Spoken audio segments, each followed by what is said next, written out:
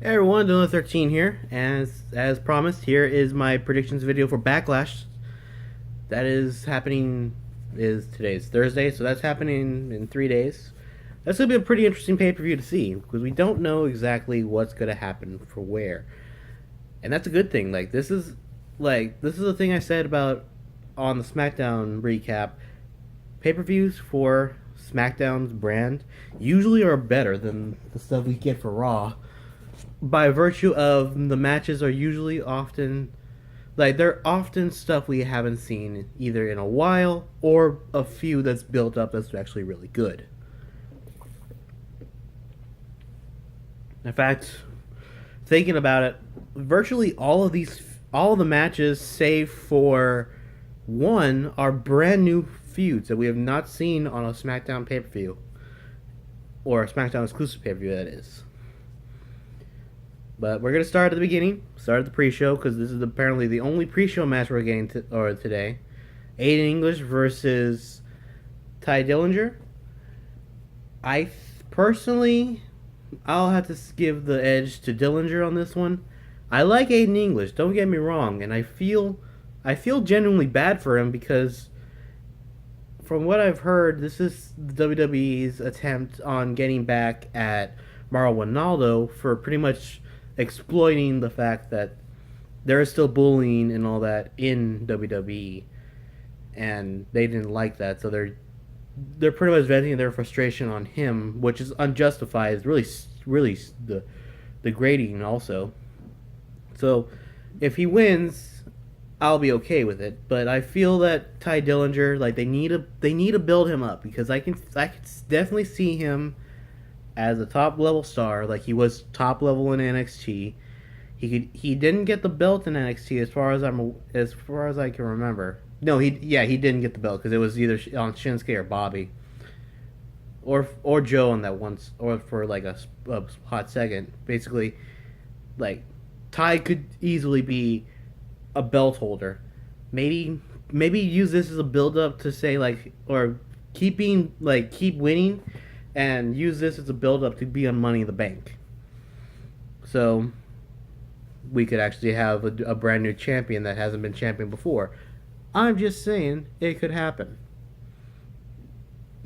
Also, that holds true to another guy that I think is going to win. I'll get to that in a second. We after that, like starting with the main matches, I'll go ahead and start off with this one because it's probably it's the one I literally just found out about today because I didn't really know they were doing it. Luke Harper versus Erick Rowan. For what reason, I'm not entirely sure, but you know what? These two have done fantastic in the White family. These two have done fantastic on the tag team division. They have done fantastic stuff against each other. So I'm assuming this match is going to be fantastic. And I really don't know who to root for on this one because both of them aren't on equal footing. If I were to give a guess, this is going to be a very hard hitting match because they're both kind of bruisers. They're both brawlers. Sorry, it's kind of hot in here, so I'm just drinking a lot of water. But I'd have to give it to Erick Rowan. He just got back. Luke Harper is great, don't get me wrong, but they're trying a brand new gimmick with Rowan, so let's see how this goes. I would have preferred if they had kept Bray Wyatt on SmackDown, though they're doing some pretty interesting things with him on Raw, actually, if I think about it. They could easily bring both of these guys to Raw and no one would care because if they could get the family back together again. Bray Wyatt is stronger when he has his two guys with him, and that is Erick Rowan and Luke Harper. I'm actually surprised as well they haven't really done anything to address the fact that Braun Strowman is not working with Bray Wyatt as well, which I feel they could do. Like like whenever Strowman shows back up, like have Bray move from a wrestling perspective to more of a master to control, or a master manager perspective, where he's controlling Braun Strowman like he did before the brand split. Like, I could see them doing that again and it making sense. He was the only one able to control him, and now that he hasn't had any interaction with him for over a year, that's the reason that he can't really do, or that's the reason that Braun has gone so off hinged. They need to do, like, if they did that with him, that'd be really good. So yeah, like I said, like Erick Rowan, I think is gonna win this one. That's the only one I'm not sure of. It's the only one I feel is not a lock. Like, there's only 2 matches on here that I feel are a lock, and those are Ty Dillinger and one I'll talk about later, which I think you guys all can know, especially since he's on the poster. Spoilers.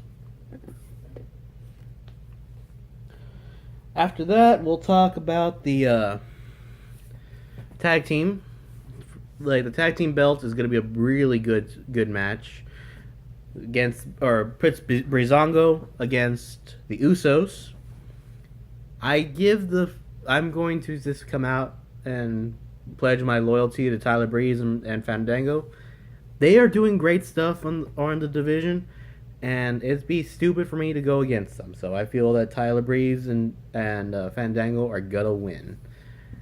The the Fashion Files is probably one of the funniest things SmackDown has done in a long time. The Usos are great as heels, but I feel like if they turn back face right now, it wouldn't be the end of the world.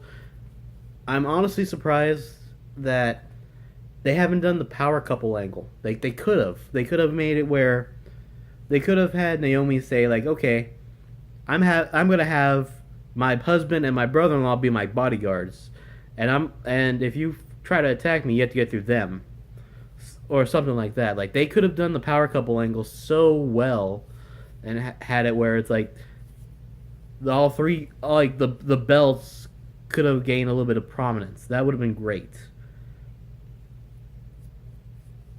Like, that's just me saying it. I feel like if they did that with anybody else now, it could be with Rusev and Lana. That'd be really cool. Like, I think I said that on Tuesday. That give Rusev the world title, give Lana the women's title, and just have them go, or like this, turn SmackDown Live on its head and make it where everyone needs to beat them, because you can't beat them. That's what they should do. Let's see. The women's match: Naomi, Charlotte, and Becky versus the welcoming committee of Natalya, Tamina, and Carmella. This is going to be a very good match. Tag matches on the women's division have not failed to be at least entertaining since the SmackDown, or actually since the brand split in general. Even before the brand split, actually, like since WrestleMania 32, like that's when women's wrestling took off, and this has the possibility of being one of the best matches of the night. And I'm not ashamed to say that anymore, because the women of the WWE are really good at what they do, and even the older generations are have the prominence of the newer generations.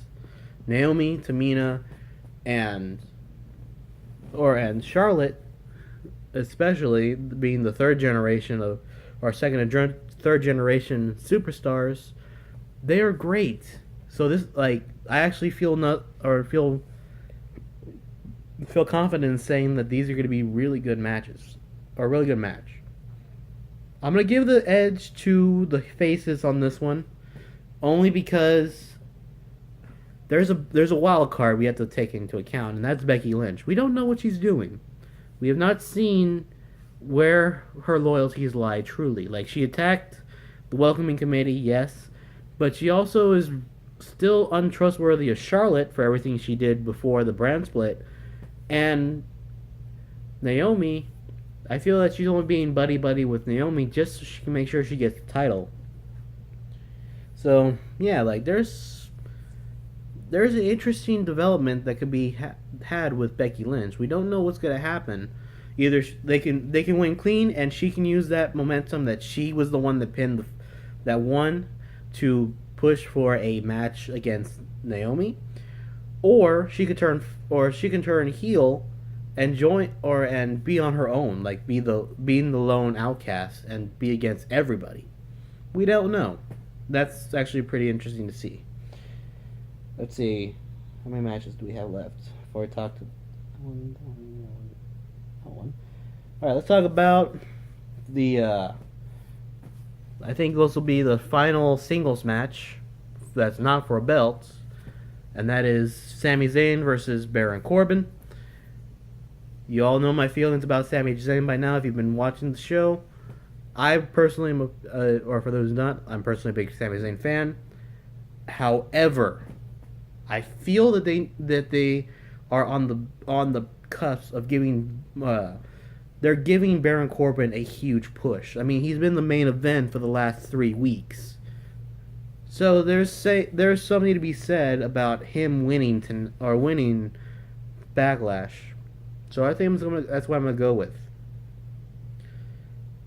Just like I said with Ty, he uses the win from Backlash as a proof that, yeah, you've put me against everybody. You put me against AJ Styles. You put me against Dean Ambrose. You put me against The Miz.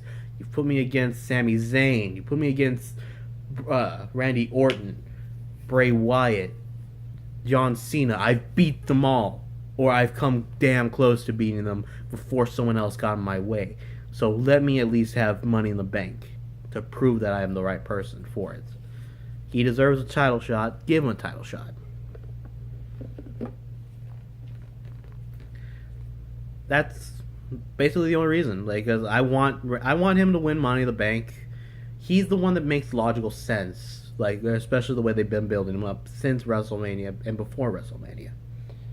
So, at the same time, this is the one that I'll say, if I'm wrong on this, I will not be sad because, like I said, Sami Zayn needs a win. He needs to stop being the guy everyone else beats. He's entertaining in the ring, yes, but he needs to start being being a contender again. Like his win-loss record is very bad. But at the same time, I feel like it could be I feel that that's more storylines based. He needs something. Maybe this can actually help him be the person or be the wrestler he was in NXT, the guy that you rooted for regardless if he was a winner or a loser. That's what I'm gonna say. Now there is actually one more singles match that's not for a belt, but I'm gonna save that one for the very end because, well, it's, you know what, I'll just talk about it now. It's Shinsuke Nakamura and Dolph Ziggler. I feel this is gonna be the main event. Well, I know it's sacrilegious to say on the internet that a non-title belt match should be a main event, but it is Dolph Ziggler and Shinsuke Nakamura. Shinsuke is front and center on the Backlash poster. They know how much of a draw he is. Even the casual fans who have not even seen him wrestle yet, if they have not been watching NXT, they know how important he is when just his entrance or on the Superstar Shakeup caused everyone to go absolutely apeshit. There is power in Shinsuke Nakamura, and he deserves to be the main event. Dolph Ziggler, give him one last big one. He's gonna lose. This is a very obvious choice for based on any of my previous statements about him. Shinsuke's gonna win. That's all that needs to be said about that. Now we have the two final matches. First off, I'll talk about Jinder Mahal and Randy Orton for the World Championship belt. If this is if this one is not the main event, I'll be okay with it.